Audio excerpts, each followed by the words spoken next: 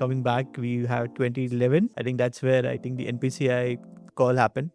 So it was, I think it was the beginning of 2010. NPCI started in 2010.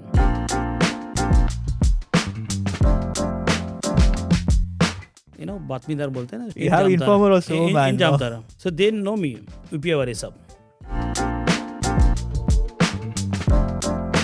There is one tag which comes to the entire corporate enterprise world, right? And it is the risky monk, which has been given to you, or was it how it came to you? Well, it's very unique name. Probably people resonate with risk, the risky monk. And when you head the risk of such a huge, vast product line there, what does it take? You know, when you are doing something great for the nation, you get some extraordinary energy from somewhere.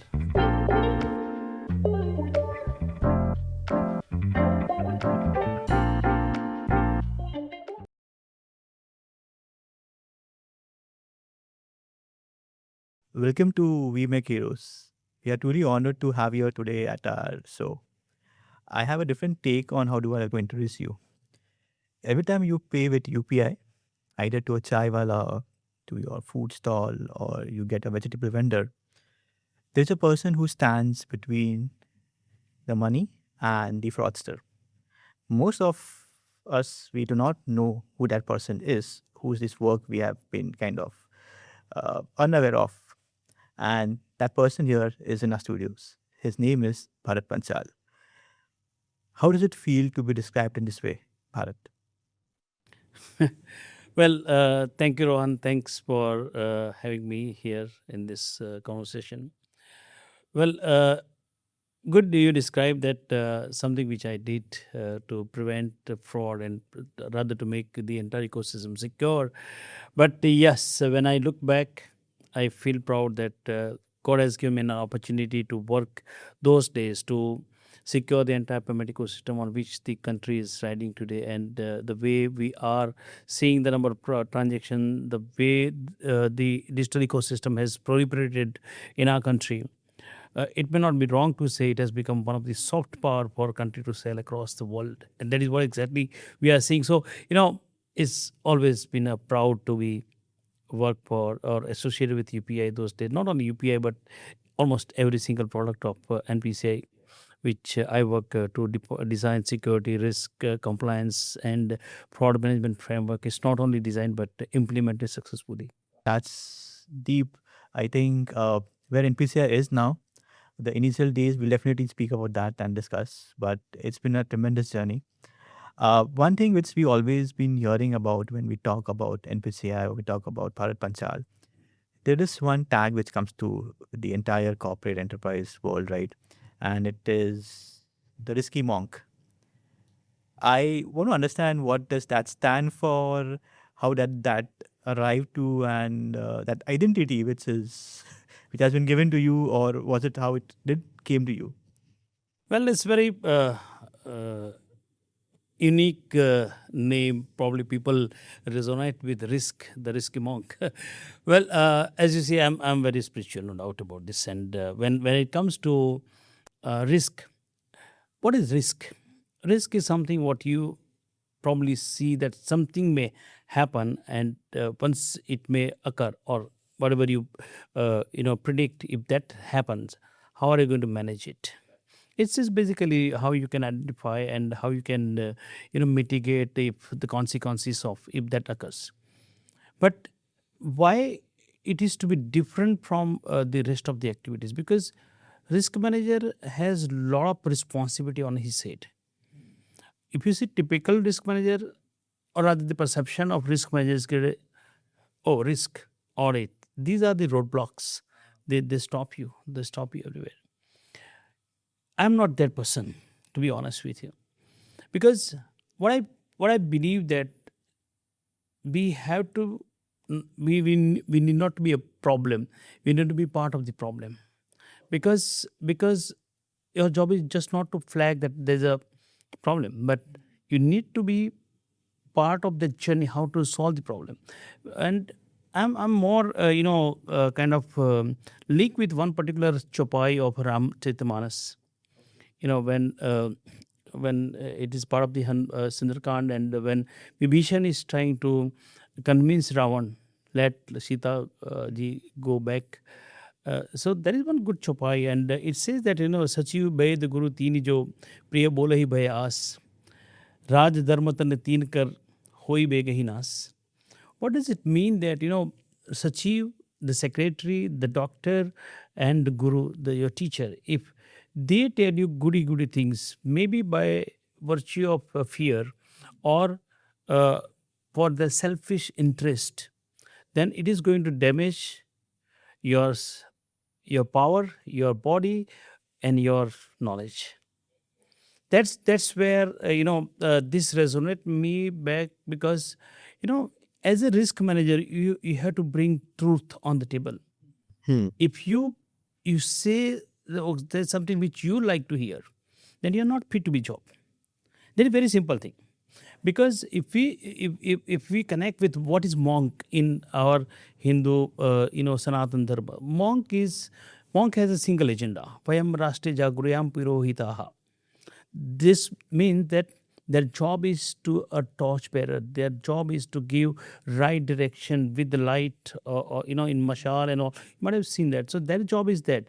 So the risk manager need to act like that, without coming anybody's kind of influence, or without coming under the pros and cons, keeping self-centric. Because sometimes for a risk manager it could be if something goes wrong, then that job is at stake, the career is at stake. Right. One single failure, please, you understand security parlance very well, that one single data breach Right.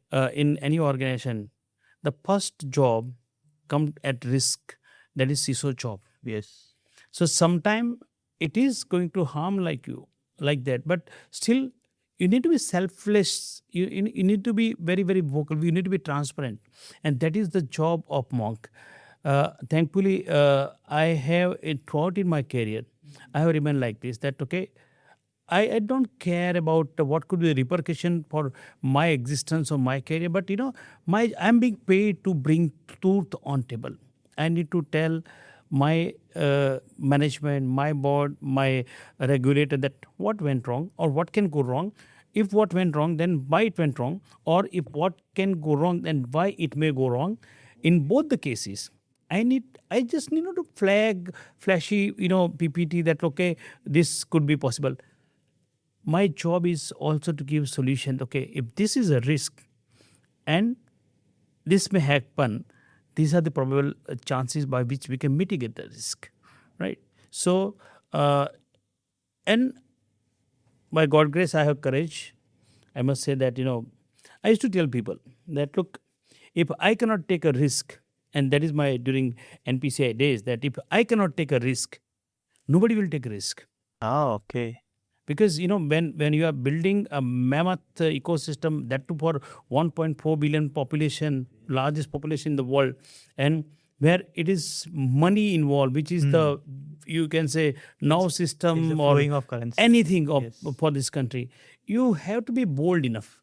So I used to tell people that if I cannot take risk, nobody will able to take risk. That is how this whole That's how the risk key exactly. monk kind of came in. One Exactly. is where you want to kind of selflessly do the duty as the way monk has to do, right? Being a torchbearer. And second, who will take the onus? Somebody has to drive that. So, and if it is something, Because Rohan, the fact is that success has many fathers. Nobody want to come when it there is a, because risk is what? If it's 100% success, there's no risk. Risk is not going to be there at all. But then there's a risk, and there are potential chances that something may go wrong. Who will be the guy, come in the firing range? That is me. That is how the risk manager has to be perceived. That is the risk manager's role, because it's not something great you are doing. It's a common sense, but it's more on the ownership. That okay, if I have found this risk, or I see that if this thing is going, or service or product or anything, then what are the potential chances that something may go wrong? If it is, how I can minimize the impact. Probably not in all the cases we are able to mitigate the risk completely. We can just minimize the impact. So that is where the risk manager's role comes in picture. I understood. I think that's a very interesting, what do you say, and memorable identity factor, which you said, the kind of backstory and the alignment of what the risk manager, the risk person has to do. Vis-a-vis, I think he just did not be a torchbearer, but I think you said he has to drive the risk. He has to own the risk, drive the risk, and also be available for all the stakeholders while he is always at the firing range. Yes. So it's very interestingly reflecting about the fact of being a risky monk. I think it is deep rooted. It has navigated through uncharted seas, and I believe this category or this identity of risky monk has really been elevating what you've been doing in your role as a person or as a leader in respective organizations. Uh, Very honorable, sir. I think that's very great to understand what the risky monk is. But this is one thing which always comes to the point that you have been there across the industry, you have been there across the media, and you've been given a lot of conferences there. And when we randomly ask some Indian, right, uh, who built the security of UPI precisely, they have no idea. Does that bother you? Does it feel that is it that not right? The people should know me. Absolutely no. Why? Because one of the core principle which I have implemented in all my work so far, especially at the time of NPCI.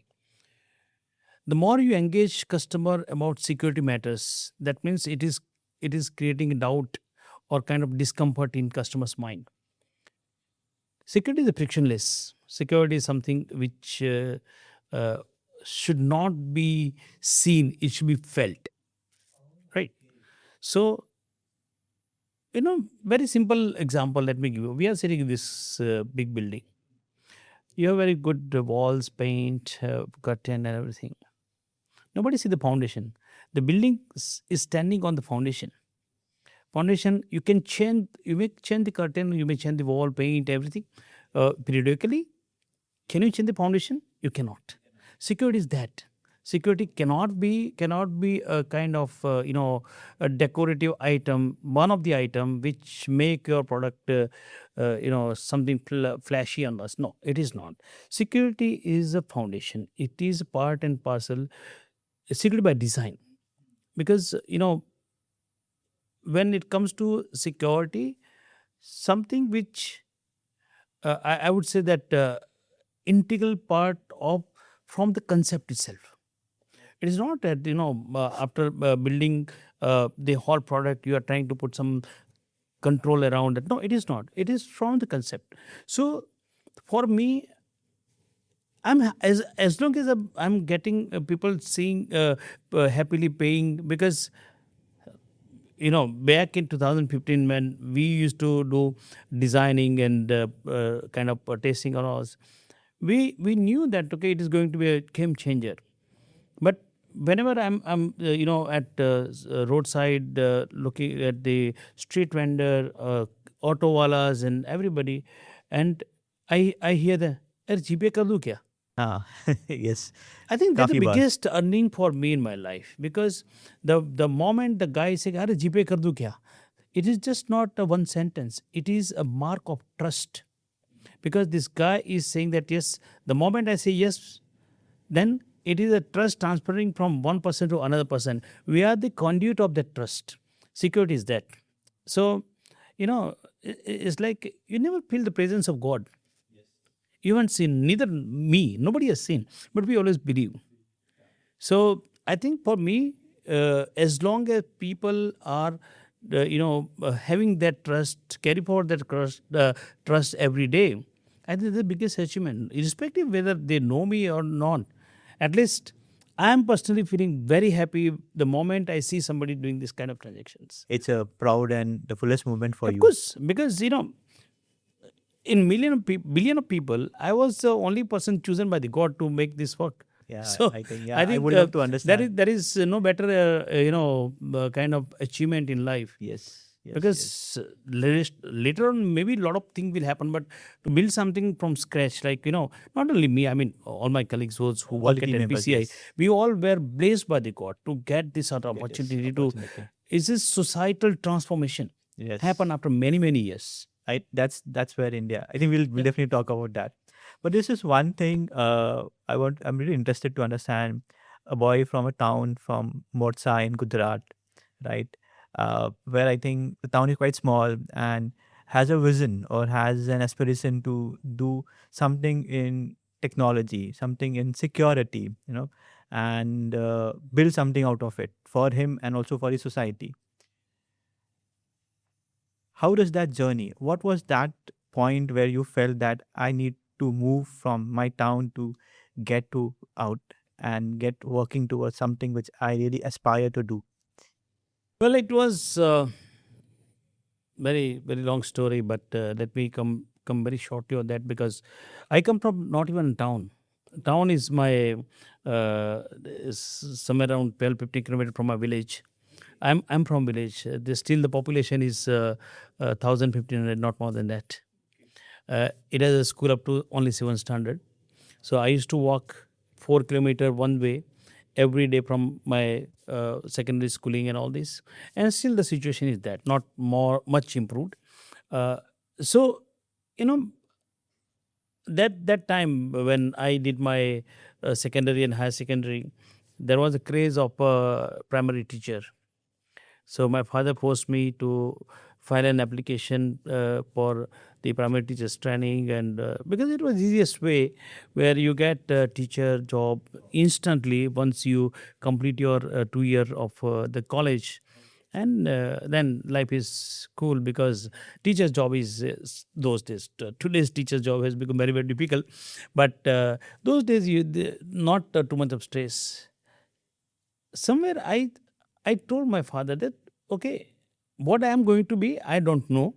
I don't want to become a teacher for sure. That thing is very clear for me. I don't want to be, and I will never be. I got good percentage in my 10th standard, so my admission was damn secure. I mean, there was no way that I may not get. It is assured admission. And even after filing the form, got my confirmation, I did not opt for that, Okay. because I had somehow the interest towards the electronics and those kind of stuff. So I did my diploma in electronics. Then I did my ITA, not even diploma. Then I did my diploma in computer programming, because computer programming was something upcoming field those days. And luckily, what happened that after I finished my this ITI, I went for a job in Gandhinagar, Gujarat, and that during my job I started my diploma also. So I completed my diploma. Oh, and in those days you were in with Avaya, I think so. Yeah, I joined Avaya. The time it was not Avaya, it was basically a Tata Telecom. It was part of Tata's company. Yeah. Okay. And So during that time you were also kind of yes, I did my computer book, because it was in Ahmedabad, so I used to travel every day, Gandhinagar to Ahmedabad, and I did, because 5 hour at evening I used to spend for study, and I used to come back and I used to cook myself. oh man, that has really been a career changing moment for you. I think Yeah, education as and well I as think that call paid a lot later on, because I took the decision that I will not continue to be in my small town and move at Gandhinagar where nobody knew me. I started my journey very uh, in difficult stage. Initially, when I moved to Gandhinagar, nobody knew me. Me and my friend, we stayed on in the bus station of Gandhinagar for a couple of days. great. That has been a very uh, a journey which I think is always a life wherever it takes you, but you still remember that journey back. But post this, I think you kind of had an opportunity to work with the Reliance Tata, yeah. Infocom space. I think you were handling a lot of team members there under you, and I think that's where the thing came. I think the complete change for you in terms of the risk, the networks, the security. I think I was working in Tata first. My first job was in Tata Telecom, which became Decent Technology, then become Avaya and all this. But Tata is, today also Tata holds highest respect in corporate world in our country. And for me, when good things are happening, it's not something what immediately you have seen. Could be the seed was roped long back. So for me, my journey started 1992 with Tata Telecom. I spent 8 years. Nowadays, people do not first job in eight. Actually, yes. That means you are stagnant. You have very limited skill, and you can't get a new job. Hence, that's the perception right now. But that was completely opposite in earlier days when we started our career. So I spent good 8 years there. I would say that how you carry your childhood memories.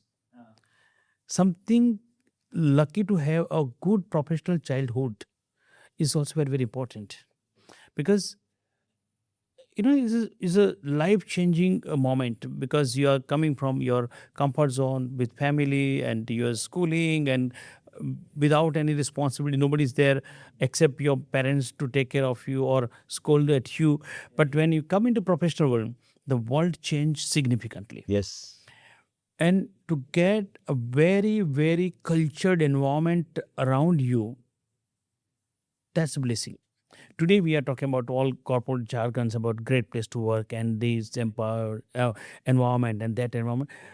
We were not having this kind of flashy word those days. I'm talking about 90s, but you can feel that. You can feel that trust. You can feel the respect. You can feel the kind of transparency, and the way apart. The Tata is, the name itself is a trust. So that 8 years has taught me a lot. Of course, from technology side, because we were the first company to manufacture the electronics PABX, the telephone exchange. So from technology point, yes, very much useful journey to learn. But from formative period of your career, you as a professional, you were under the hand of very great mentors or great people, and overall the culture that has helped me a lot. 8 years that has built me a maybe what people call That's your humbleness and all this. okay. I think I see that. I think it's your foundation on which you have built upon now. It has carved out the best out of you. You're in with the culture and the trust. I think that has also been seen now by I think you may half century cross, but then it is still seen in you. It's still seen you I as a am. human, as a professional being, or as a work where you are in. I'm sure the family definitely yes, but yeah, that's the spirit, and that's the foundation which was built upon. You know, how does corporates or these enterprises change your life? I think one of the very great example. I think thank you for sharing this. I think interestingly, I think you moved on with Reliance. I think you were also with Citibank. I think Kotak Mahindra, and then I think in 2011, I think that's the year where NPCI called. Uh, what was that first call? How did that work out? What did they ask you? I'm very curious to know. How did that call go? Why did they pick you up? So if you may give some story there. Well, so till the time 2002 I was in Gujarat, and I took a risk because uh, I had my two kids. My younger one was just 11 month old, and in peak of the Godhra riots, which is unfortunate time that those days, we decided to move to Mumbai. And Okay. let me share the secret or kind of thing that neither me or nor my wife never been there in Mumbai before we decided to move here. This was your first ever. Yeah, none of us, and that too nobody knew us except one gentleman who said that you come to Mumbai. We never had visited. We never had any kind of connects here. Still, because that something was clicking in my mind that okay, if I need to grow, I need to move and take some risk in life. So I took that risk in a completely untested water. We jumped in, and that's how we came to Mumbai. And I joined Reliance Communication, and the great legacy of Dhirubhai Ambani. I was fortunate to see him when I joined, and very very fortunate to work under the direct leadership of Mukesh Ambani. And we were building the Reliance India mobile product, which has, in my opinion, Ron, that India has seen a lot of revolution so far.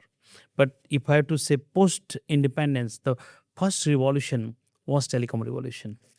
And I was fortunate to be part of that revolution because that has eliminated the barrier of people, the countries, and the first time the global village kind of definition came those days, because now distance was not a matter at all, because it was made kind of so far. I mean, mobile was introduced in 1995 or so, but that 6 years time, you and me have paid 18 rupees outgoing and Correct. this kind of Those thing, days were very which high. we eradicated overnight.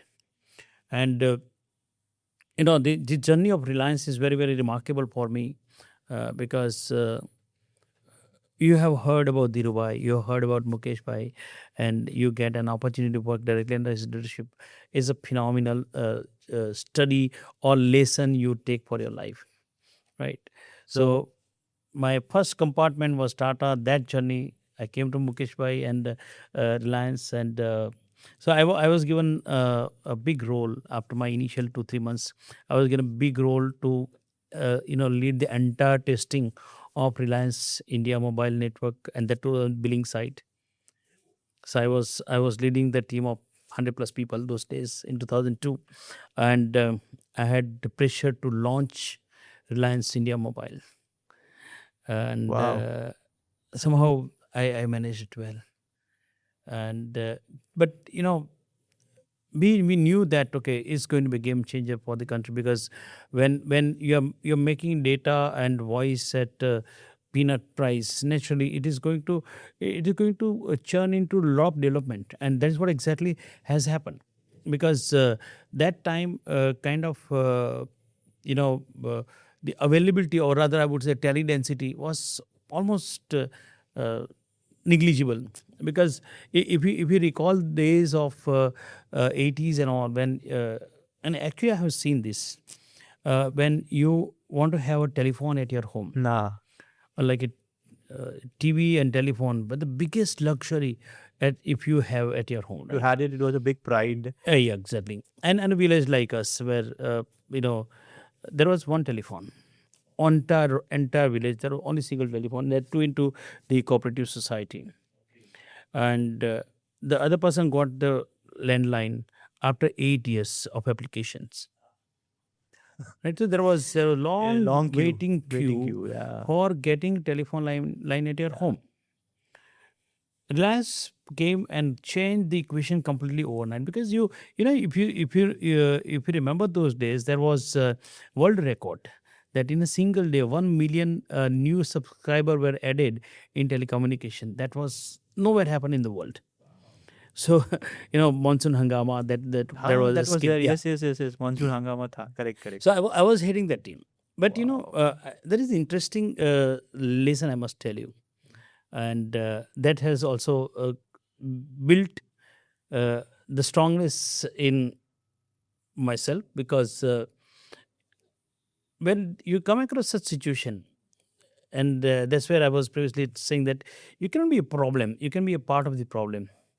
And that's where I had this situation where a lot of pressure was built on, because after that the Reliance India Mobile was launched, and people started using left, right, and center, because everybody was for them just pay 500 rupees and get a mobile, Right. Right. and outgoing was 30 paisa, incoming is zero, which was like a miracle.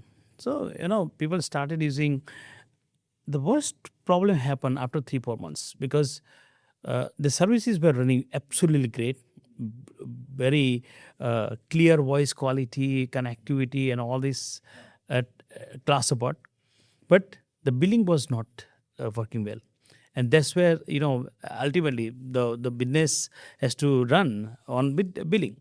So we had a serious problem, and there was a lot of work going on, a lot of testing was going, and every day I used to reject some or other thing because, and I used to work day and night, more or less. So one day, what happened that after one particular point, the matter was escalated to Mukesh Ambani, and of course, when business and how corporate cover up the story of their side that no, things are fine, but some small issues, teething issues, and all that. Though I had my own point that it was something not as what we have promised, or it was doing some wrong calculation, because when you are supposed to charge 5 transaction, you are charging 3, or you are not supposed to charge anything, but you are charging even 1. That is also not the correct from the offer point of view. So it was escalated to Mukesh Bhai. And one day I was sitting late at, I still remember it was around 11 o'clock or so. So there was meeting going on. I was called that, okay, we kya hua hai, wo batao. And you are talking directly with the Asia's richest man at 11 o'clock night. It's not that easy thing to, because you start shooting. But somehow he knew me, I knew him well. So I simply said, sir, this is a problem.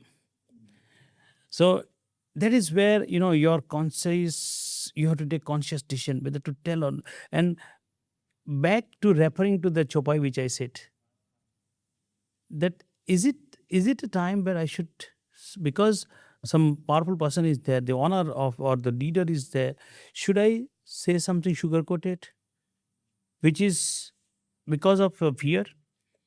Then that my conscience said no. You should be truthful. You should be transparent. What exactly is happening? And I said this.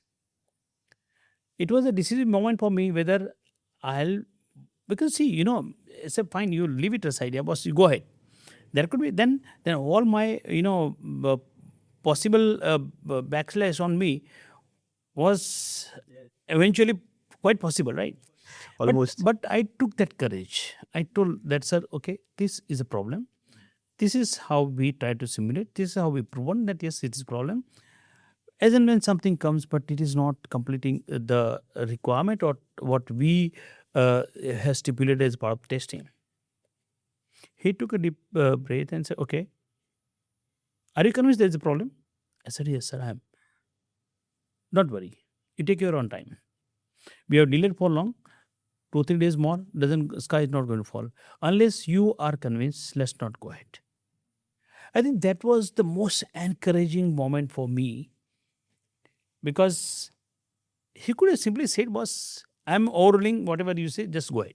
But the respect of my opinion was far more important for him, because he, as a leader, he could have simply ignored, but he respected my view and he allowed me that, okay, and who make this statement, okay, unless you are convinced, will not go ahead. I think that was one of the most powerful moment which I always cherish, because that has built a strong risk manager in myself. Yeah, I think that is That the was the turning pivotal point. moment, I think, Yeah. wherein you're conscious, you went through it, and I think it really rewarded you. Exactly. It was like, risk versus reward, the classical example. Reward, yes. That's how it worked for Yeah. you. So, but yeah, after we built it, we made it very phenomenally great. Still, I have those great memories, because, and after that I worked 4 days continuously overnight. Okay. You So, need that actually. Yeah, that is fine. I mean, that is part and parcel. You can't run away. So, but yes, that episode is very, very important. But then after 2005, I thought, okay, it's a time to, because it's a new city, new dreams. Yes. So naturally, there's a professional decision to switch, and I thought, okay, banking is going to upcoming field. So I moved to Citibank. The global experience, MNC, again, well matured, well respected. Then I went to Kotak. Uh, well, in Kotak also, I got a lot of good lesson. Apart from my routine, I was group head for entire IT audit those days. When IT security or cyber security was not that prominent as what it is today. Was just very initial. Even it wasn't cyber security; it was just IT security. And maybe audit, I think. An audit, yes, it is IT audit rather. But designation itself was a group head for IT In audit. those days, that EDP was being used very heavily. Exactly. It's more as you have two firewalls, some antivirus, and some log review, and this some very rudimentary IT setup. But it was IT audit, as you rightly said. I worked for nearly 3 years there in Kotak, and the good part, in my life, what I learned interact with Uday Kotak. Because I was audit head, IT audit head, so I used to have a lot of access to the board of directors and audit committee, and Uday is was part of the audit committee. So a lot of things I learned because when you sit with this kind of personality in the room for quite good number of hours or many occasion, what I learned how one cannot dilute the integrity come what may. That is something, the great lesson I have learned from Uday Kotak. In previous case, I was talking about Mukesh Ambani. You know what? And that's my message to the startups and those who are upcoming leaders. We see today nowadays Mukesh Bhai is in everywhere. He's having gala, marriage or some parties and all this. People haven't seen the flip side of this. I worked Reliance for more than 3.5 years those days, and it was in formative period because uh, Dhirubhai passed away in 2002. Mukesh Bhai took over, and I have seen him working as a hands-on person.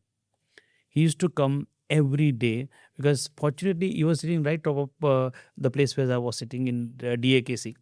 So there is no occasion that I haven't seen him at late night. I mean, at 10 o'clock night, 11 o'clock, sometimes 2 o'clock, 3 o'clock, 4 o'clock.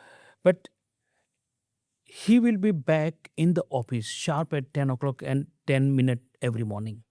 Oh, He was so punctual because, you know, previous night he has gone late, but still he come morning at sharp because we were the thousand of people working that DAKC that time. I mean, I think that was the biggest employment hub in Navi Mumbai those days, right? And I've seen that the way he used to get into the detailing of every single thing. He had every single information on his fingertip. He used to be a okay. Let me describe him as a great project manager. okay. So the project manager not sitting on the bay, he was in and soiling his hand along with others. So the message what I would like to give to the viewers that let's not see the current rosy picture. Try to dig that where he has gone because that is what is making this kind of leaders. It's a journey, I think, for startups out there. I think, as Bharat said, it's a journey. The flip side is never being seen. It's like a mountain which is inverted, and as it grows up, I think then you don't see what has gone down below, but you only see that it is an island which gives Island, you yes. the foundation. But if you see beneath, it's actually like a triangle which is very deep It's rooted. and I think that is Let's not where lose hope. let's not lose hope. And when you know all of a sudden something come on your head and you have to make it successful. For us we have no legacy, but the Mukesh Bhai like person, he has a legacy of Dhirubhai, great Dhirubhai Ambani. He has to maintain, and not only maintain, he has to take this forward. And still, a person go to that level. That's a great lesson. And I think if somebody will ask that who is a hero for me to do a lot of hard work, I think it's Mukesh Bhai. Interesting. But came to Kotak. I think Mr. Kotak. I've seen many occasions. His mantra was be transparent, be proactive, but not at the cost of integrity. And And I think that is the core human value which required in today's time. Because we have seen people for even very short term benefit, people don't even think twice to betray you, right? To maintain integrity and transparency, there's a toughest task in today's time. But in Kotak, I think it was a great occasion because working nearly 3 years, and every interaction with these kind of people make you great. It always is working with not just your mentor, but I think, as you said, the leaders. They carve out the best in you. When you look at them, I think there's a different lens when you have a thought, but when you meet them physically and when you are in the same execution room, doing something, solving a problem or taking a risk along with the same boat which they are also on, right? That is where the navigation really gives you the experience, I think.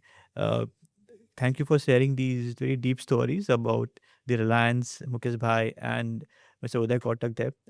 Interestingly, I think now we know what values these people brought onto table, onto the businesses. That's why the businesses have grown to a scale which we see day to day.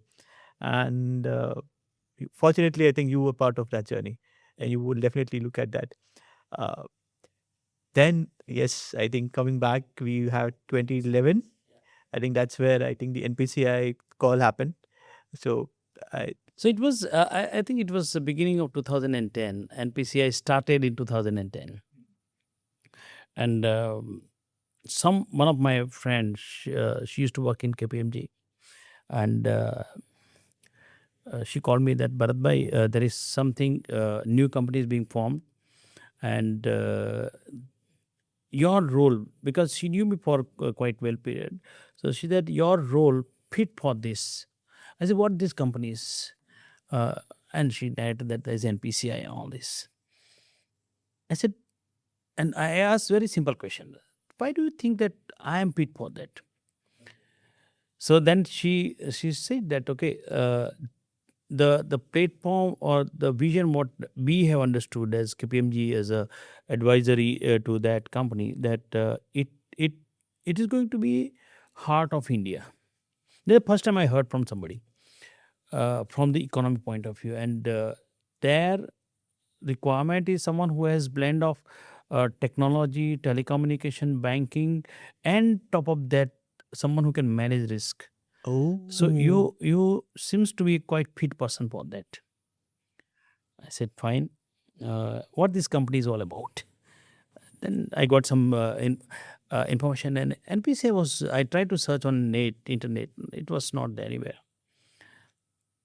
So I did little more study. I reach out to 1 or 2%, and I found that, okay, what this going to be? And somebody says that you should read. There's a vision document of RBI of 2005, and there is a finance bill introduced in the parliament that country at the size of India need a retail payment system, and they are going to build a separate company, which is joint effort by RBI and IBA, and that is going to be a retail payment company for the country.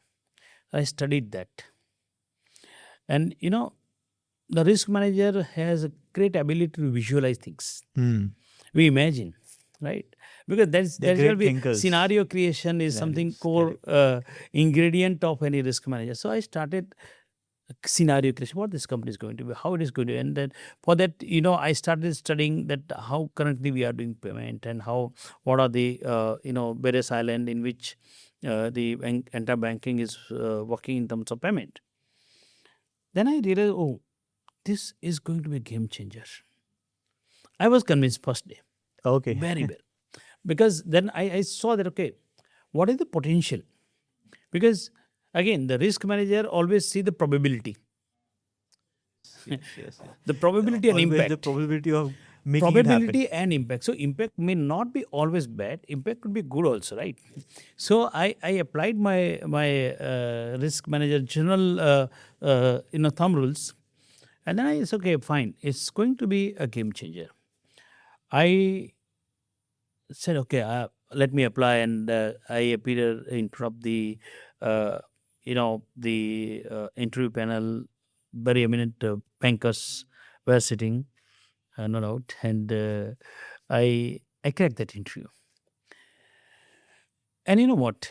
I met my boss, my to be boss, Mr. AP Hota, who was Oh, the Hota. Yes, founding yes. You are member, the founding member. yeah, founder of NPCI, who used to be CEO and MD. And he said, he's very, very polite, very passionate person. He said this, Bharat, we are going to change the country. Join this journey. You will be part of the growth of this country. Don't see a little sacrifice you may have to do, but you'll be rewarded in future. So I said, sir, it's great opportunity, and I got my offer letter, and it was almost 18 to 19% less than what I was drawing at Kotak. It was less salary. So I had a discussion with my family. My wife said, "Oh, uh, it's your call how you want to pursue." Because then I convince myself first, and then to family that look, we are Gujarati people. We dhando is in our blood. Money making is something something like very simple thing for us. So we know the value of money, right? And losing money is not a losing forever. You can treat this as an investment for the great future ahead. It is it is a little sacrifice for the nation. It is a little sacrifice for me at this time, but both myself and nation will be rewarded at later stage the where I am going right now. That is how I decided to join. I was the first person to join NPCI to start the risk management discipline. Of course, my other colleague Dilip, who is current CEO, and Mr. Hota, they joined a few months ago. But unnaturally, because you have to set up the business and technology and the administration. But risk was a little in the priority, of course. So I joined in this department, and that's where the great journey of NPCI started.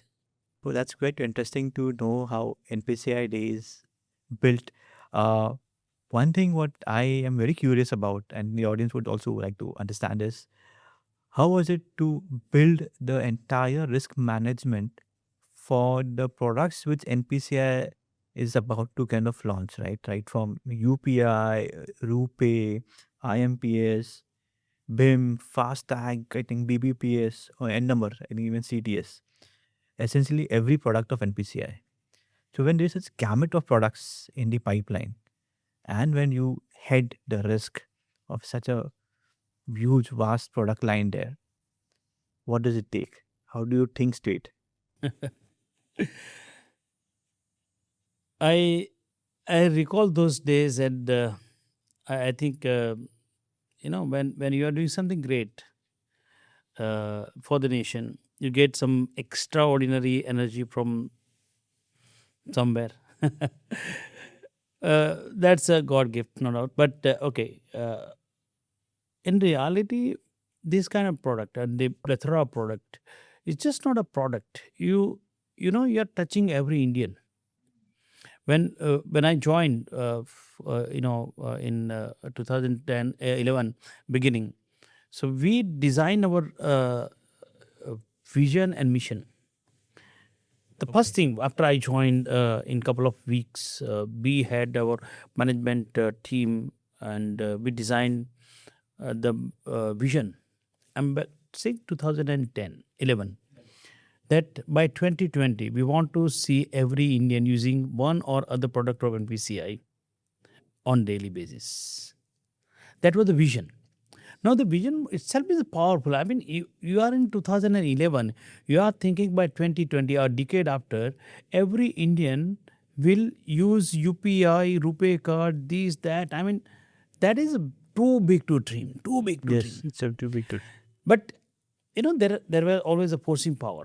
One, the biggest force which was there with us was regulator, RBI, Reserve Bank of India. Okay. Because sometimes many people have wrong perception about regulators, that regulator doesn't know their ground reality, because they are at the distance, they are just policy maker, they don't see the ground challenges and us. Let me tell you on record, you are living the reality of the dream what they have shown. It is Reserve Bank of India in 2005. They decided that we want to have this kind of digital payment system. We are just an executor of that. We are not a policymaker. So regulator has thought of Right. long back, Right. and they wanted systematically implementation of this kind of ecosystem through the company like NPCI. So regulator has played major role in carving one or other product. But when it comes to risk management particularly, see, for me, there are two type of things. One, when, and especially in technology also, you might have seen that not having a legacy in technology is a blessing. It's like a green field also for Yeah, it is you. a green field, because, and you are starting at a time where you are availing the best of the best technology. Those times, see, it was not AI or cloud era, of course it was, but we had advanced technology. I'm talking about 2011. Not having legacy is blessing, because you have free playground to experiment anything. And probably, and greenfield has another advantage, that even if you try something, if something goes wrong, the repercussion will be much lesser than doing. If let's say today, if somebody wants to do experiment with UPI, they can't do. I mean, you are treating billion people every day. Yes. That So was a very you have to nascent stage. you have to see from those angles. So one was that. The second, we took little benchmark of the world, but when you take a benchmark of the world, they are tiny benchmark against India, because when we think anything, it's always in million and billions. Whereas in let's say a country like Sweden, because Sweden was one of the early country adopted the cashless society, right? And but the population of Sweden is 35 40 lakh, 4 million population, which is not even Thane, right? So when you have to take that as a benchmark, no, you cannot take that as a benchmark. You can learn from something. So the one of the key principle went in the entire journey of my risk management at NPCI. One thing I was very clear, that look, the problem what our country is going to face or facing is not universal problem. It is unique to India. So if you try to bring a solution from outside of the world and try to implement it in India, you will fall flat. Why? Because certain things are not designed for India. Because when a society of having 1.4 billion population, different diversity in terms of language, in terms of literacy, in terms of adaptability, regional issue, religion Very vast. issues, very vast.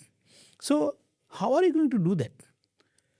So the one of the philosophy which I adopted, that okay, look at the world, what they have, pick up only which is relevant for our solution. For rest of the thing, you think you're on, because see, if we get a people from outside, a technology from outside, unless it touch to the ground reality of India, their solution or technology of no use. Wow.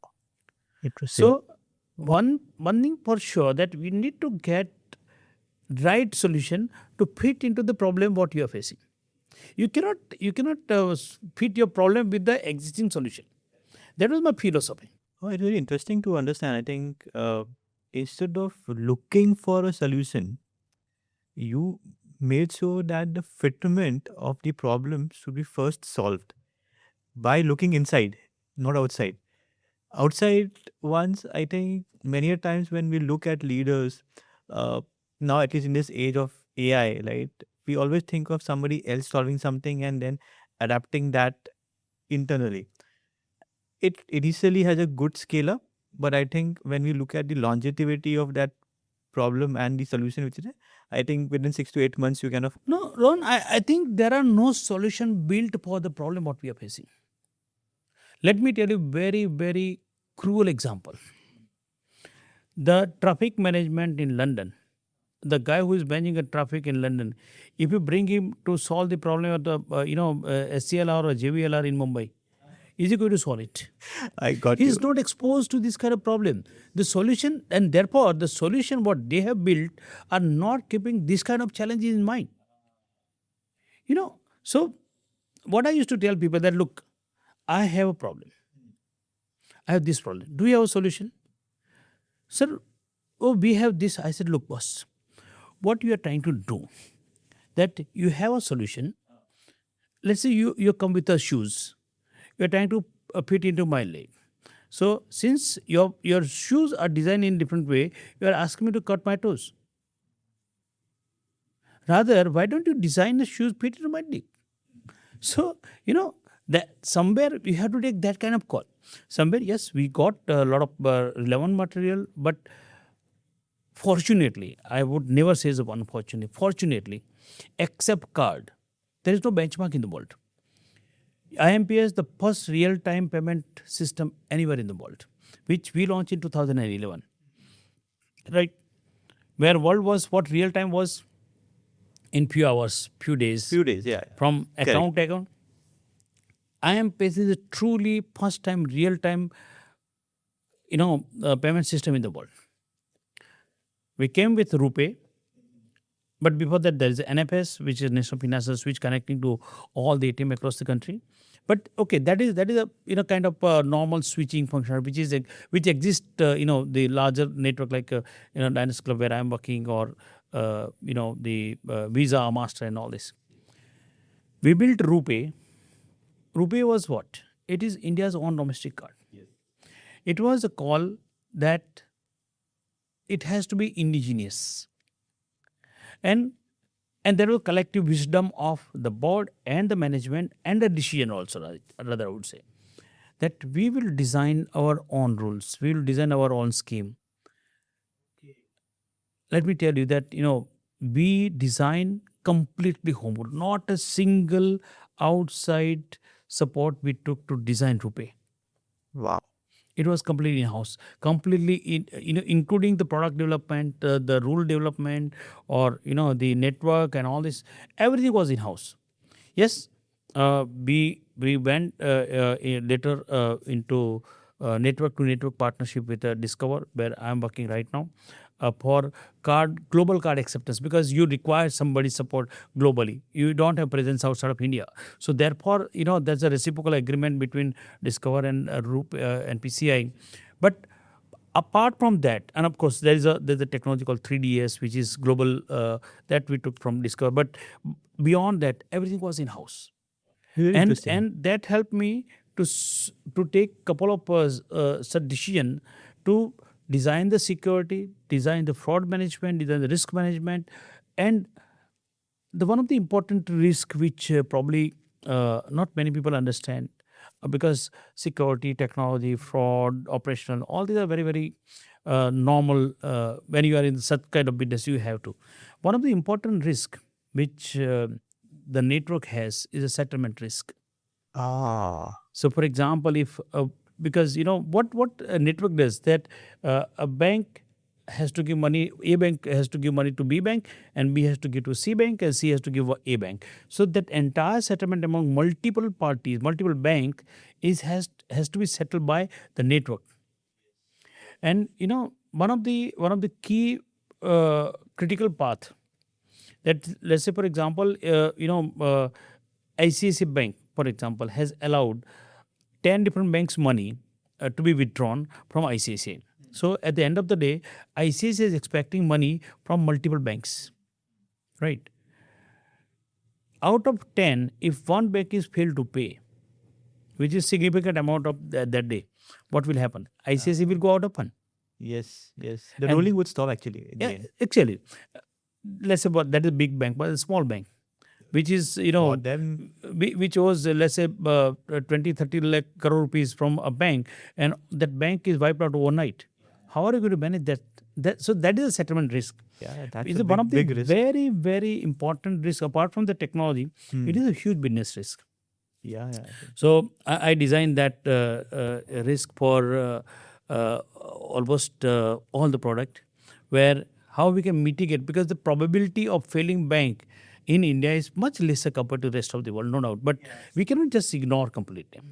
So something which I built in 2012 or 13, which came finally at rescue when before I left, I think in NPCI, PMC Bank failed. Right, Punjab and Maharashtra Corporate Bank failed, and lot many bank were expecting money from that bank, and finally they wipe out, and we have to bring all our resources, which we collected as part of the settlement risk. So all these risks are unique to the nation, right? Now, RuPay journey was fantastic, but I must tell you very interesting thing. We built a DBT by then, direct benefit transfer, where how we can. In fact, I still remember the days when we management met Nandan back in 2011 or so, and we tried, okay, how we can, because Aadhaar and NPCI both started almost at the same time, Similar 2009. Yeah. timelines, yes. So it was a time after 2 years, Aadhaar got settled down. We also got little visibility, and that time we started working with UIDI, and again is a unique. Nowhere in the world you will find 1.3 billion Aadhaar number and same number of banking account as in today's time. But it was a great combination, and again that's the great leadership by the board of NPCI and Nandan and regulator. We came out with something different, unique payment model which nowhere exists. Your biometric, your thumb is your identity, and that is That was one because crucial. for people like us, Mumbai or metros, we have everything. We got any time at any ATM we get money. But look at the person lives in remote. The guy who is washing my car, he has to feed his family back 1,000 kilometers away from the place. How he can send money? That is one problem we solved through IMPS. IMPS was very great. So he can remit money only just by MMID and stuff like that. But the person recipient, maybe his mother or father or wife or whoever, they're not that literate. They're not tech savvy, who can go to ATM and insert card and put PIN number and withdraw. I think that was the best thing. And one can go and put a thumb, give Aadhaar number, and she get money in her hand. So I think that is, again, if you ask me, all my products, of course, UPI and all this are great stuff. But something which I feel very, very close to my heart, that is AePS, Aadhaar Enabled Payment System, because that connects to every common Indian. That is where the real financial inclusion, real, the extension of the banking model goes to every single village, every single house of this country, which no country can think of. This changed actually. This entire AePS changed the way I think even we are now settling payments. Financial inclusion, we do have n number of fintech companies, we do have n number of startups, but I think AePS was that bedrock. No, because see, for a business, for people, those here in metros and big business, for 1,000 crore transaction through RTGS and all, that's a normal thing. But a lady waiting in the remote part of UP, Bihar or Orissa or some part of this country, for her 1,000 rupees per month, she's using 50 rupees or 100 rupees out of that to just manage her house. That is a transformation. Right, and naturally, then government also started giving all subsidies, benefits. So we solved the problem of the statement of late Prime Minister Rajiv Gandhi said that we send 1 rupee from Delhi, while it's reached to the beneficiary become 15 paisa. We tap that 85 paisa today money goes directly only and only to the beneficiary, though no middleman. So I think there's a great but again there are certain risks that's what we collectively try to solve. But coming back to the risk management journey, I think where I moved to this topic is because of the uniqueness of this model, right? So you have to think about how that biometrics are taken. One of the unique risks, I must tell you, very important, and to what extent the risk manager need to think of. When it comes to biometric, we always see the thumb, right? We are very sophisticated people. We have very nice finger yet, but look at the hard worker in the village, a farmer, or those who are into the physical work. They have lost the touch of the fingers. The first layer is almost gone. So one of the problem we faced after that some of the people try to authenticate with this, but their skin is Their so much fingerprints were kind of so rusted or kind of already eradicated. washed off. So yeah, almost. So one of the risk how we mitigated that, okay, and with the help of UIDI, that can we allow the best detected finger out of 10? A unique challenge, and with a unique challenge, a unique solution. Exactly, because when we have registered ourselves for Aadhaar, we get all our 10 fingers, retina, and all this.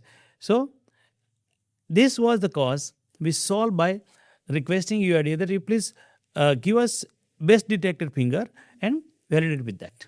That is how this was solved. This episode is brought to you by Array Networks. Something Bharat said earlier in this conversation stayed with me.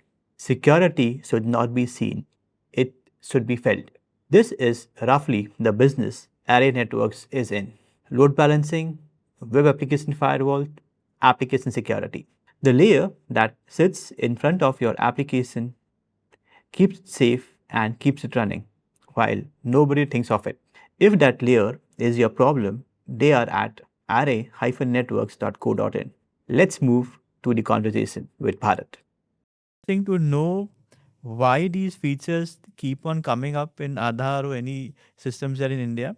The story, exactly what you said, is the problem which is very unique to India, not outside. This you will not find anywhere in Right? the market. And this was solved by the fact that the solution was built even in India itself and mitigated, right? And I think it is great to know. I think thank you for sharing very deep insights and stories, which I think people would resonate about why this particular thing happened. Now I think the clarity brings on. Interestingly, I think the next thing which comes to me is looking at and hearing from you the various sets of challenges and problems and solutions which happen.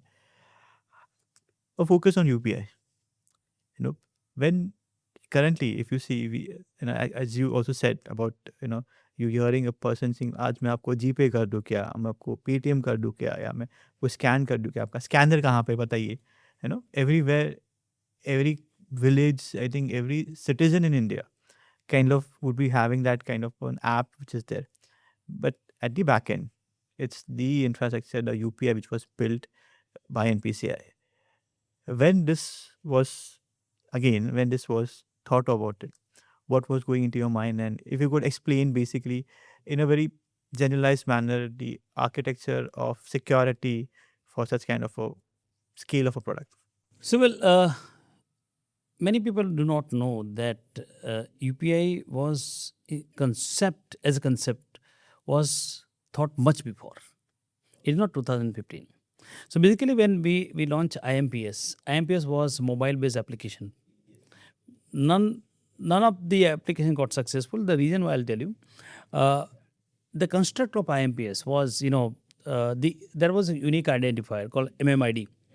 MMID was what? It's a combination of your mobile number, your registered mobile number, their account, and IFSC code and branch and all this. But the worst part for user side, that one has to know, if I want to send money to you, I need to take your MMID, I need to take your account number, the bank, and IFSC code, which we as in the banking system doesn't remember what is my IFSC code. You can't expect normal men to give.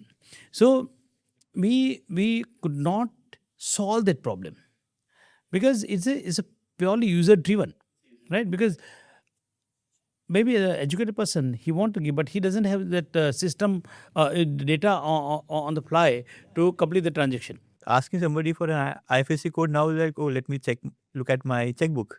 right? So then the product was really, as I said, it was the first real-time transaction system in the world. So we decided to request RBI that can we allow in parallel to NEFT, because NEFT used to stop at 7 p.m. those days. Saturday, Sunday used to be a holiday, bank holiday, RBI holiday. So we instead gave option along with NEFT for bank. One can do a transaction. So then real feel of real time started when we integrated IMPS as a part of the net banking. Right, So right, so right. those days net banking transaction meant huge. It became a business case for many bank, because after 7 p.m. you want to transfer money, then you'll be charged premium charge for the transaction even a holiday. But it was IMPS. But the architect of the whole system and I mean Dilip and Hotaji and all, we were debating how we can make it more user friendly. So Nandan came to our office and he was advising those days to NPCI. I think it was in post UPA, NDA government came, and we were freshly known in the market. Why? Because till 2014 nobody knew us. On a lighter side, I never used to say I work for NPCI till 2015. Why? Because we say NPCI, oh, what is this NPCI? Nobody knew us. RuPay was not penetrated. So we generally say, I work for some company of RBI. And luckily we were working from RBI complex in BKC. So the visiting card also was carrying RBI name. So it was very easy to convince. But we launched the first successful program, I would say, that was PMJDY, Pradhan Mantri Jan Dhan Yojana. Soon after Mr. Modi became a prime minister in 2014. So August 14 he announced, 15th August he announced, and 28th of August 2014 we launched PMJDY. We brought 250 million people in banking just in 3 months. Wow. And RuPay was the only card given to us. So RuPay become very non-entity, and that's where we started. Now, after 5 years of struggle, we have built our name in the market. So then it was no doubt it was very enthusiasm at the peak, because we started getting support from the government, and people started noticing us, that something which we are doing. And again then that brought us back to think how we can make because card is card ultimately, but to solve billion people's problem we need something at a scale, and that can be an luckily the mobile penetration also started at the time. Jio and Reliance was building the huge data network, and that was complementing to the need what we have. So one day we were discussing, and Nandan was there, and he just thrown one point. "Arey, why don't we make something like an email, right? And what is the email ID, right?" Then he explained that, look, how your email ID is unique, in spite of the fact that there are billion domains across the world, billions users are there, but still your xyz.abc.com is the unique, and that the sender need not to know that what is behind that, the IP address and subnet and DNS and DHCP and all this. Nothing is needed. He's just sending an email on this, and for sure that if you has correctly type your email ID, you and only you will get that email in your inbox, right? We can do something in payment also. That was the trigger. And we revisited entire IMPS architecture. We then made a central library where mapping is done of all this. So when you send, let's say my UPI ID is a BAP at UPI. It's not BAP, but it's BAP. Okay. BAP at UPI is my initial Bharat Panchal. So BAP at UPI. I'm the only one in UPI system. But when it comes to central library, it resolved that okay, who is this BAP at UPI? Then my register mobile number, which bank account, which bank I'm having account, my the all the challenges in previous avatar of IMPS customer used to face, that was solved here. That's the UPI. So it's actually a central library where you have these identities posted, and it's unique to each of us. I have a unique UPI ID. You have a unique UPI ID. Yeah, I think okay. So the that's called problem, it's VPA. all got solved basically. That's called VPA, virtual payment address. Virtual payment address, right? This is an address came from email address only. Correct. To be correct, very correct. honest with Yeah, you. and then it's so easy to know, right? If my ID is some XYZ, your ID is BAP. I think it's like knowing an email address. Exactly. And now I think it's more easier that it's linked to a mobile Then we number. link. Then we link with mobile, and the mobile number was also there at that point of time. But it was central library, and UPI is owned by NPCI. But now later we started with that ICICI Bank, and that's called handle which we started giving bank. But initially it was UPI. So, still it works as UPI because when you send money through UPI, that goes via BIM, which is owned by NPCI. So, but that was the whole construct, and around that, then we got a different flavor of mobile device, because now we are actually entering into the mobile era.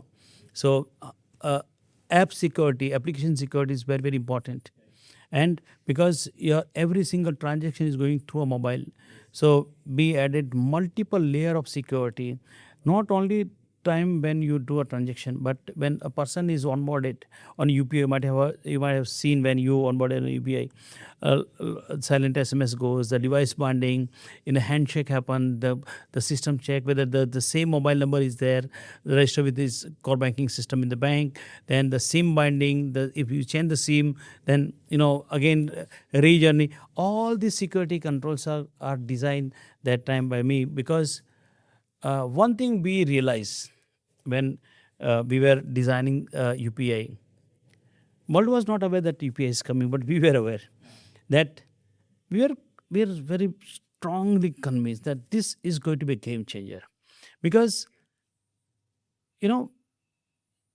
have to make any application or anything with ease and convenience, where people are not to bother or not to engage much about the security feature or complexity to operate that application. Mm-hmm. As you said, it has to be very seamless, Very transparent, seamless, frictionless. So frictionless. today, Yes. you just pull out and scan and pay. Pay, yeah. Nothing, no But rocket at science. the behind, it should still work with the entire risk framework. Exactly. Because when your single transaction is completed in fraction of second, not only your device security, your application security, your end-to-end connectivity between one bank to another bank, there are multiple players, there are PSPs, all channels, and not only that, it also take around, I don't know what would be time now, but that time 200 millisecond just to check the transaction is fraudulent or genuine also. Oh, wow. Right. So when I scan, I enter my PIN and money comes in your account. All this activity happen just in milliseconds. In milliseconds. So every check. And that of a billion transactions. Wow. And I think the number of transactions in India are increasing. So for each transaction, to maintain the transactions trust, I think this is what goes behind all these. That's what I say, that luckily whatever we have built, there is no benchmark in the world. You will not find this level of one, the sophistication, second, the kind of penetration the all our application had that time and even today, and the kind of adoption, the way people are get used, because it's easy to manage few 100,000 users.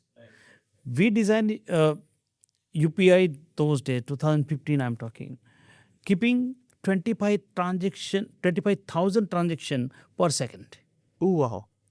The design is about escape, because we were convinced that this is a solution which a country needs.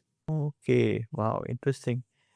Wow. It's good to know what has happened and where do UPI has come in, and the kind of security practices, the measures, and it is happening almost within 200 milliseconds, all these factors.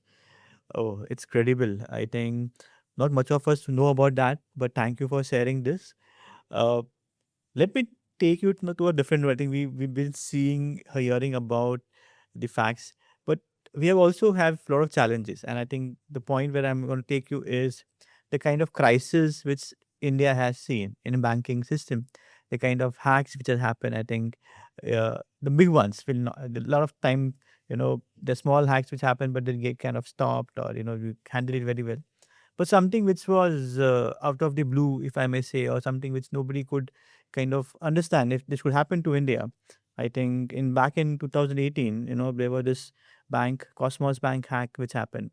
Now it's a public data now. Publicly, everybody knows about that, and it's one of the largest cyber attacks which happened in the banking system. Uh, you had been there. You had kind of seen that. You knew how that thing happened. What was that different in this kind of an scale of attack, and how this entire piece took you or to the entire industry in a different state of why we couldn't handle this risk, or what was that missed? Well, let me answer it maybe in two, three different segment, maybe a longer answer. But before we come to that part, see, till 2012, 13, there were very less amount of fraud used to happen in a country. Why? Because uh, mainly transaction used to happen at ATM, right? And uh, there was a hack called skimming, where the fraudster used to put a skimmer at the ATM and the withdraw money. When you go to withdraw money, they will copy that card and the camera is kept in the ATM and they will take a pin and then they can duplicate the card. And but that was in isolated cases. It was the first case ever I investigated in my career. That was none other than the police station at Oshiwara. The ATM installed outside the Oshiwara police station that got schemed and money were withdrawn from Greece and some other part of the country, and that too unfortunately my dear friend of Mumbai police. So I investigated that first case back in 2012. But that is very isolated cases where one has to, when the damage is very limited. But slowly, gradually, when we started moving forward with the payment ecosystem, with the RuPay, then AePS, then UPI bond, and 2016, the demonetization also came the same time. Because I remember it was 29th of August 2016, we launched UPI formally, though it was launched on 11th of April 2016. Soon after 2 months, demonetization was announced. So we born at right time, right? It kind So of really gave you a yeah, catapult. so after 8th of November, I guess if I'm correct, the demonetization announced, and after that it was spurt of transaction. Everybody was by choice, by force, or government started giving initiative, in incentive, and a lot of other initiatives started. People adopted this digital very heavily. And let me tell you with all the responsibility that as a security professional, one cannot claim that everything is safe and secure in this world. Okay. Because while I did complete testing, very thorough testing for almost 3 months, I was never ever pressurized by anybody to complete the testing unless I am convinced. No, absolutely no. And we finish all our testing with all possible tests, thousands of test cases, but certain things are beyond your control, right? So after we launch UPI 2017 and also, the scam started in Jamtara came in light from those days. So they started using social engineering. Social engineering term came lately after all this fraud came into picture. What they used to call, I'm calling from SBI, and your account is going to be blocked. But those days they started with one telecom company, because you remember 3G to 4G migration started. So 3G to 4G migration, that time, they started luring people that, okay, we are migrating at free of cost, and all you need to do, you have to do, switch off your mobile for 10-15 minutes and it will restart, and without paying anything, you will be migrated on. And there are some technical things which I may not be necessary to describe here, but a SIM swap came during that. So what essentially used to happen, they used to use a trick that you send this SMS we are sending to you. You send to on this number and switch off your mobile. After half an hour, you switch it on, and your migration will happen. They were not doing that actually.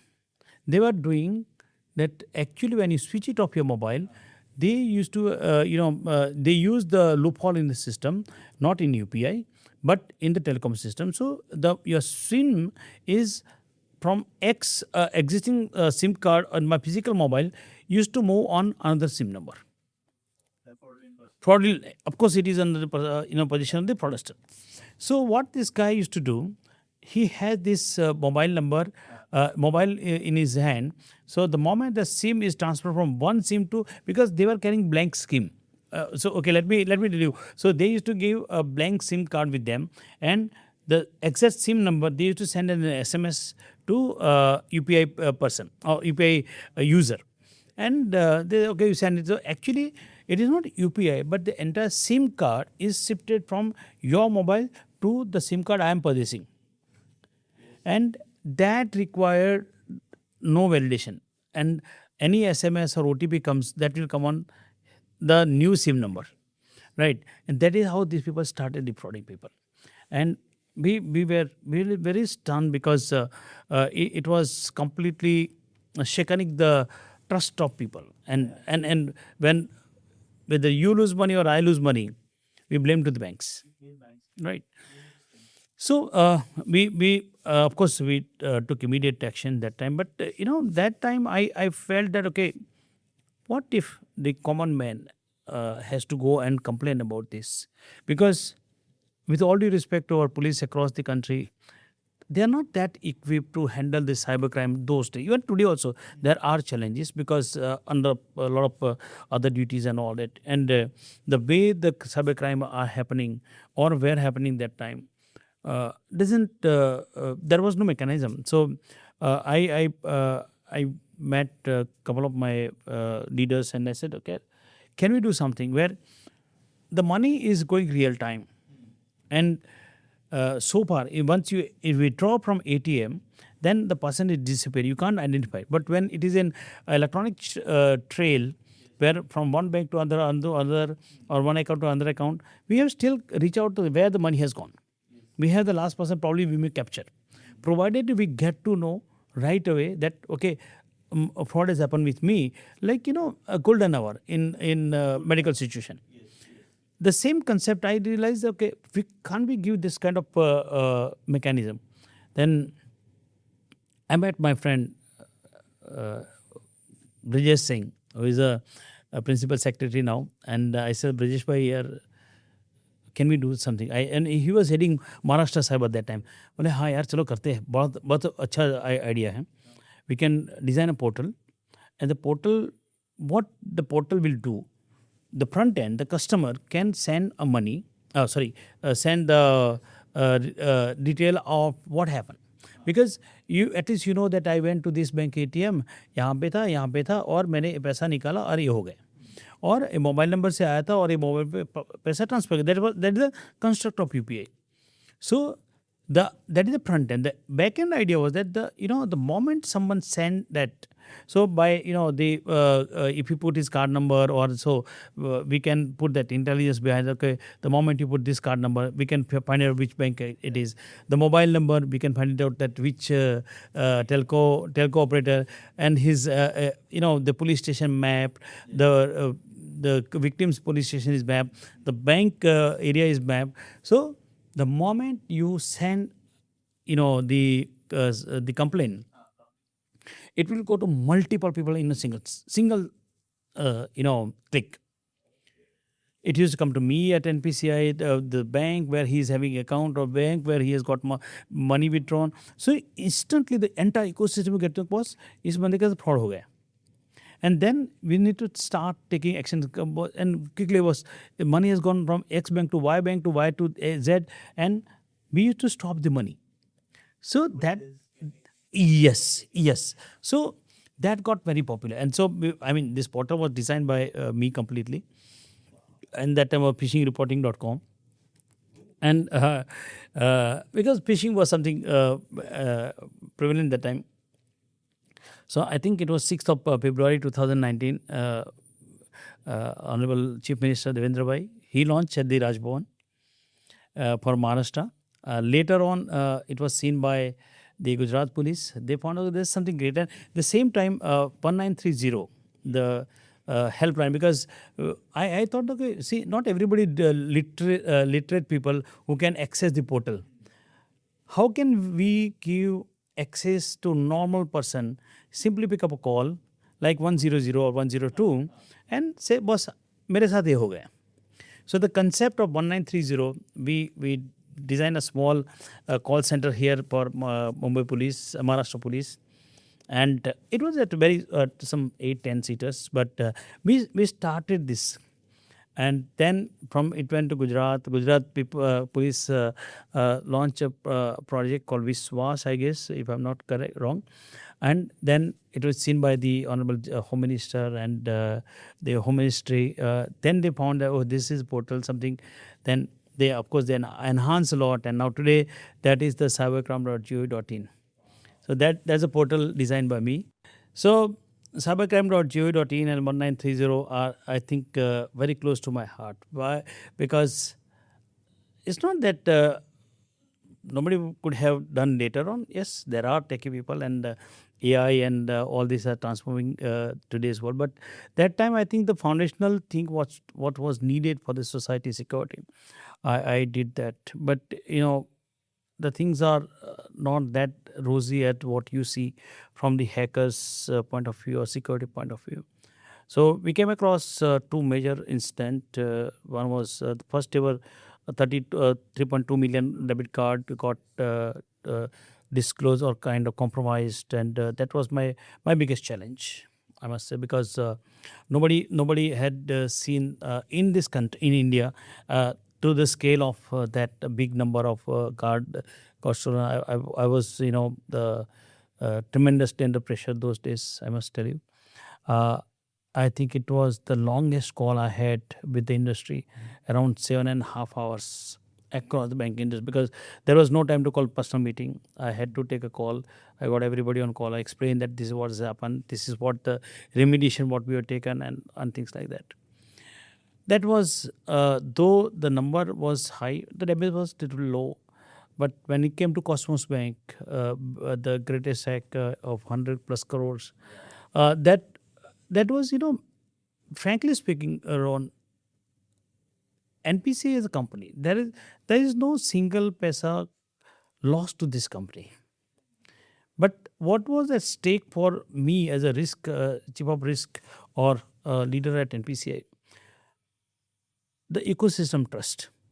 Because the banking is a business of trust, and we at NPCI used to empower the trust to the whole ecosystem. So the largest challenge for me to maintain that trust, we swiftly took action. Because we never thought that the attack happened from multiple countries at the same time. Exactly 3 p.m. on 11th of August 2018, transaction started around from 28 countries, and we got to know it late evening. Then RuPay card got compromised. I would not say got compromised, but those kind of transaction took place. It took little while for us to completely segregate the issue and the kind of remedial action. But by the time damage was bigger, it's not about 100 crore rupees which bank lost, but it was $1 billion of trust in the banking system. So naturally, the government got activated, the CERT came, me and Maharashtra police again. Brijesh sir was there with me. We rushed to Pune. We spent good time there. We investigated what exactly. So, you know, we could find out the reason what exactly happened, and I do give a reference at many of my teaching assignment in various institute about what exactly has happened, how we resolve it, what we could not figure it out at the end of the day, who were behind this, because it was the first cross border attack. Okay. But in a small, just could you just take what exactly, how did this work out basically? Why would they succeed, which we were not able to kind of have a lens to it? So it's quite a technically complex thing, but I must tell you that they were using the real card number of the Cosmos Bank customers. It was not clone; it was real card number, because the banking system require number to travel, because number is an identifier, the bin number, banking identification number, the card scheme. Let's say if any card start with the 4, that's Visa, 5 with Mastercard, 6 with the Diners or Discover or RuPay. So every number has significance that require for routing. So they design some 30,000 plus card in a way that they're routing from anywhere in the world reach to the Cosmos Bank. Okay, and after reaching to the Cosmos Bank, there was they built one sophisticated software between the actual banking system and the outside of world called lookup table, and they compromised that gateway. And in banking, generally just for common knowledge purpose, in banking, the issuer bank where you are having your account has very minimal role to play in entire transaction. You should know it. The moment the transaction reach to the issuer bank do only two things. One, they authenticate the transaction. If you might have seen in ATM, if you enter wrong pin, it was an incorrect pin. That does not come from the ATM where you are standing. It comes from the bank where you are having your account, right? So they authenticate that yes, he or she is the customer of mine, and the pin is validated by us. And second comes the authorization. The amount which you have requested to withdraw, that is again authorized by your issuer bank. So that require very yes and 00. Yes is authenticated yes, and 00 is the amount is allowed to. So that was the case. So the hack was at the gateway where the malware was capable to open the transaction message and add yes and 0. Because now you understand there was no need for PIN. They were entering any random number, but that required to travel. So they were just putting on 000 or 1111, whatever. Transaction to reach here, and the malware was acting at the issuer bank. That was the hack. Oh man, and it sure had nothing to do with this to dispose the money of. Say yes and give authorize. Yeah. So, but since we were talking about the fraud, see, I might have the biggest breach of the country I have handled, and touch wood, that should remain biggest. Should not Yes, happen it should anymore. We should not breach. happen anymore. Correct. It should not happen. Should not happen. But while doing all this fraud management, one of the core principle, not only me as an individual, but entire the management at NPCI, we are very very concerned about one part, that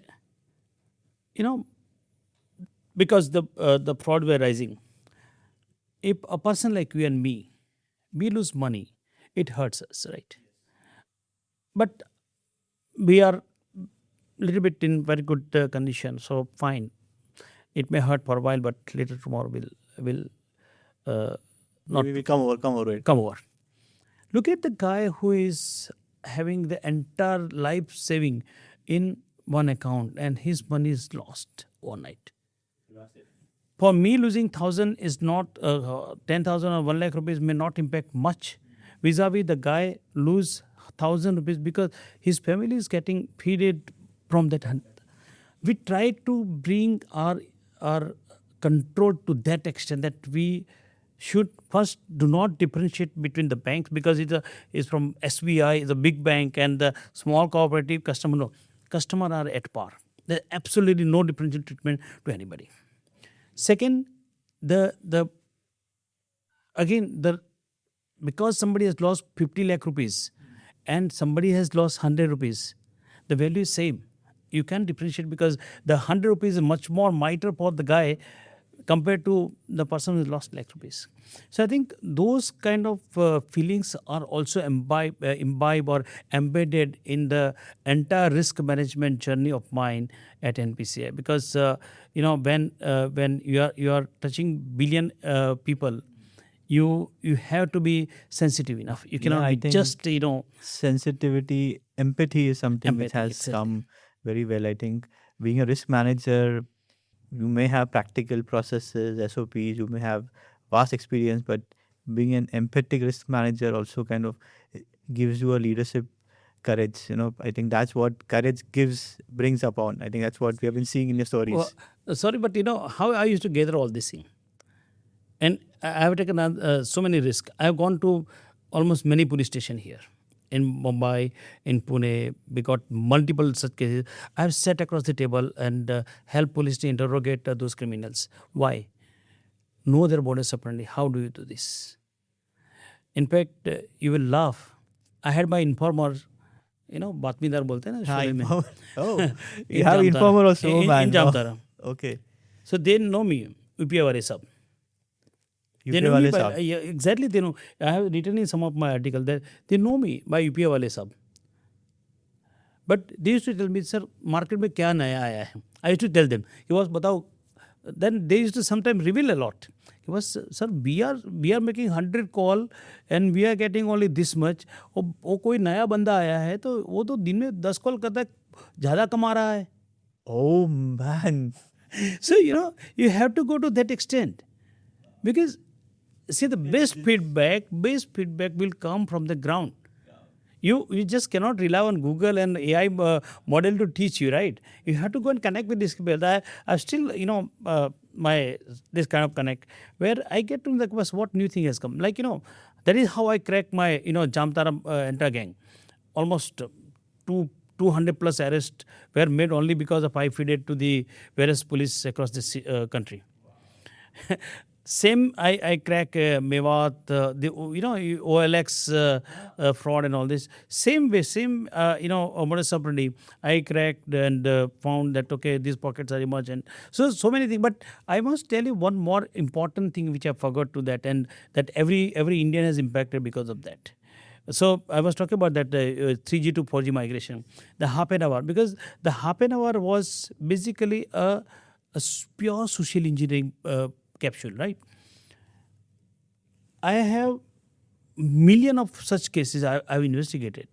I have come with a lot of responsibility to the conclusion that 70% of fraud in our country has nothing to do with the technology. Absolutely nothing. It is all greed. It is all greed. Because the moment someone के boss आप आज invest करो 15 दिन में आपको 20% ला के दूंगा. There is no such mechanism.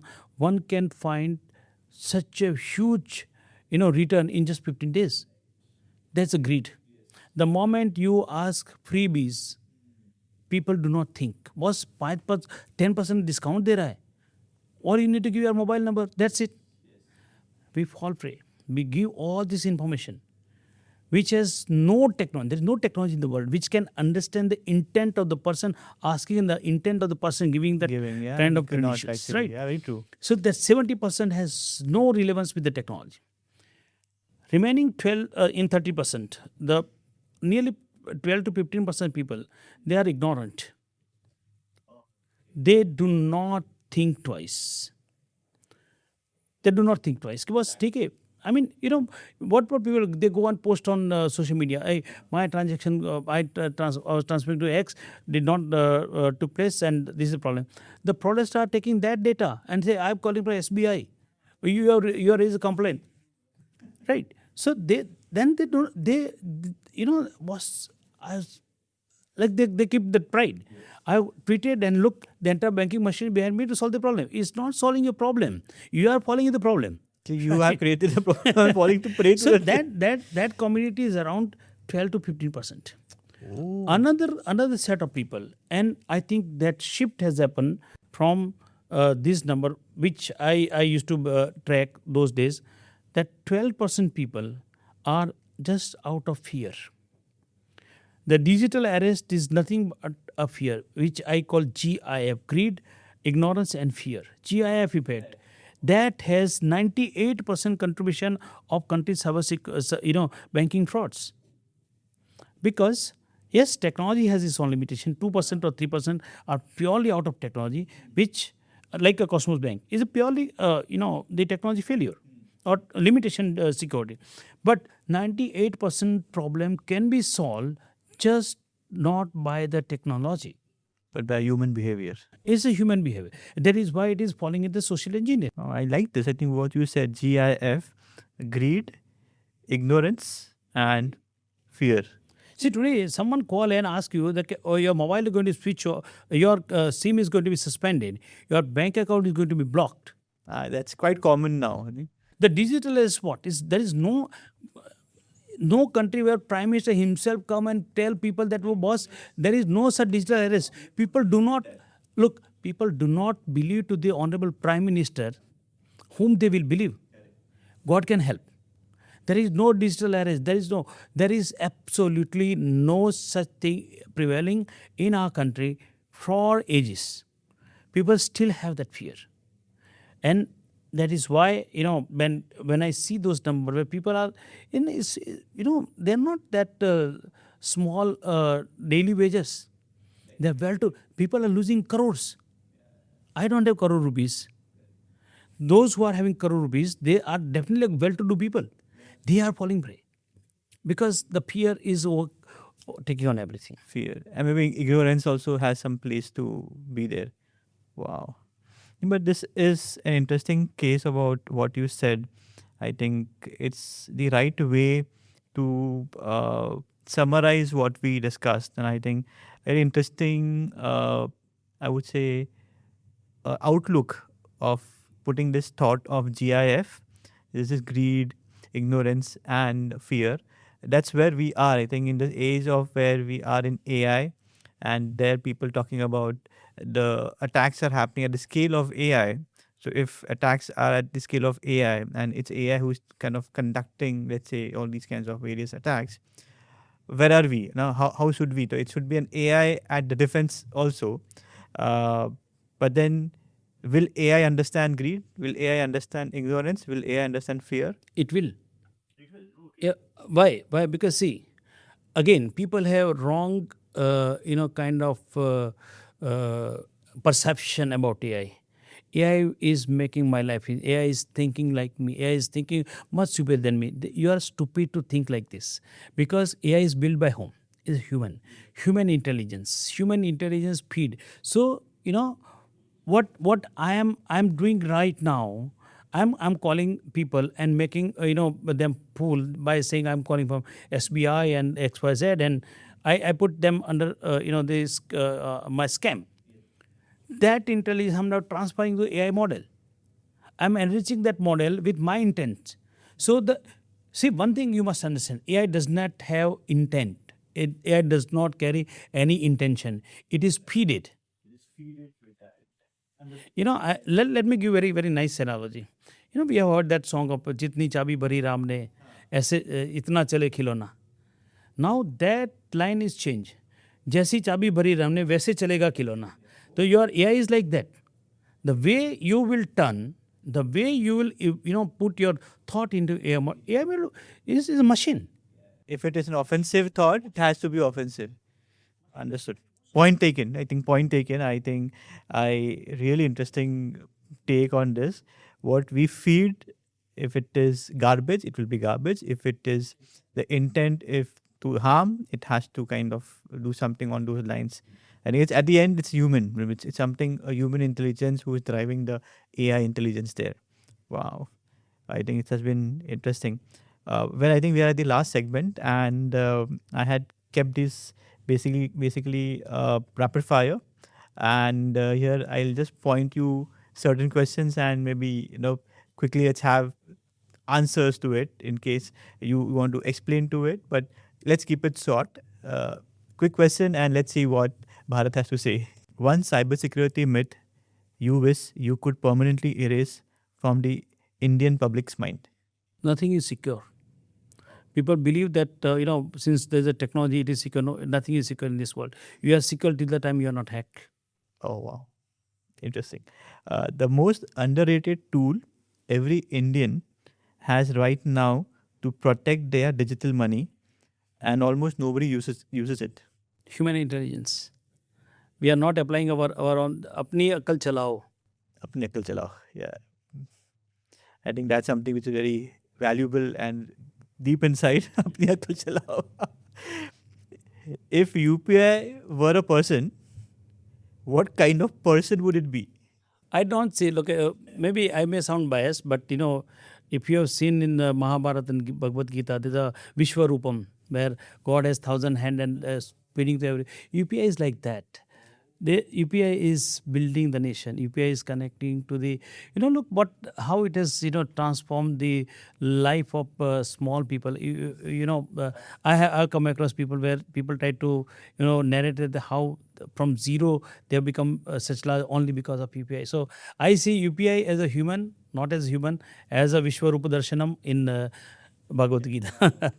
Great, that's a very nice one. One Indian digital initiative outside UPI that deserves more global recognition. Aadhaar. There's absolutely no one near to Aadhaar. I love that baby. PhD in digital risk, CISM, CISA. What did formal education give you that 30 years of experience could not? I think learning from a legend. There's no such formal education available in the market anywhere. And I'm so fortunate, as I narrated earlier, learning from Mukesh Ambani, Uday Kotak, Nanda Nilekani, the great person I have forgotten to mention in my entire journey. That was my first chairman of NPCI, none other than N.R. Narayana, the founder of Infosys. I think I spent maximum time with him, and somehow I built a good bonding with him right from the first meeting after I joined NPCI, and that bonding is still very, very active. I have traveled a lot. I've sat with him for hours and hours. Learning from people like Murthy, spending 1 hour is much bigger than one semester of MBA. Because the wisdom, the kind of clarity of thought, the risk-taking ability, the perception, the perceiveness of things in life, that comes, is a priceless. The most, nearest role model for me, that is Narayana Murthy. I think this is an interesting end, or I would say a start, basically, because we spoke of so many leaders, but I think at this junction of where we are kind of closing, you talked about a person who has really changed not just India but global landscape for India also. And you spending time with him. I have traveled, many a time. I traveled from Santa Cruz guest house to Bombay, many part with Murthy sir. So, that conversation are really, you'll not get that in any business school anywhere in the world. So I'm so fortunate that, I got a role model whom I know, and probably they know me as like Mukesh Ambani, Uday Kotak, Nandan Nilekani, and Narayana Murthy. So these people have literally, shaped my life. Like, they all like a Dronacharya and I'm like Eklavya. Learned always from them. And of course, apart from these people is my family. Because my wife has sacrificed a lot for me. As I said at the beginning, she never came in Mumbai. I never came in Mumbai. She took a risk along with me, raised my both sons. And I was not having time while I was building NPCI. Those 10-year formative years of NPCI, she managed, she raised. Both my sons are now graduate from King's College, London. Oh, wow. She raised to that extent. So she has sacrificed. Hats off to her. She has sacrificed a lot. She has raised, kept the family at the a similar stage what I wanted without me not being there. So it is at her sacrifice.